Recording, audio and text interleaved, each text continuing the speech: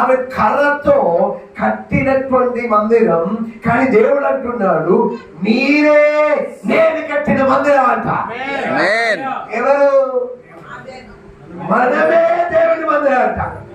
ఇది మన కొరకి కట్టిన మందిరం, కానీ ఇది దేవుడు కట్టిన మందిరం.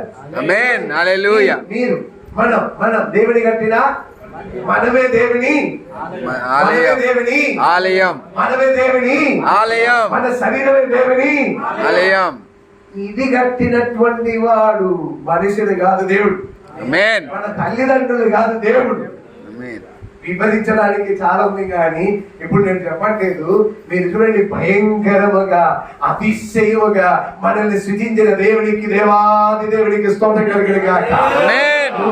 ఇప్పుడు 139లో దావీదు అంటున్నాడు, భయంకరముగా అద్భుతముగా దేవుడు ఈ మందిరాన్ని తయారు చేశాడు. మీరు చూడండి, ఇక్కడ కూర్చోడానికి మీరు లేకపోతే దీనికి కేవలం కట్టడం అని పేరు. అందరు ఉన్నారు, సేవకులు లేరు, విశ్వాసం లేకపోతే ఇది ఏమైతుంది? దీనికి తోటి ప్రయోజనం ఉందా? ఎవరు లేదు అనుకోండి, ఎవరు వచ్చి ఓపెన్ చేసి పోతారు, 2 గంటల తర్వాత లోకెత్తారు. ప్రయోజనం ఉందా? ప్రయోజనం లేదు.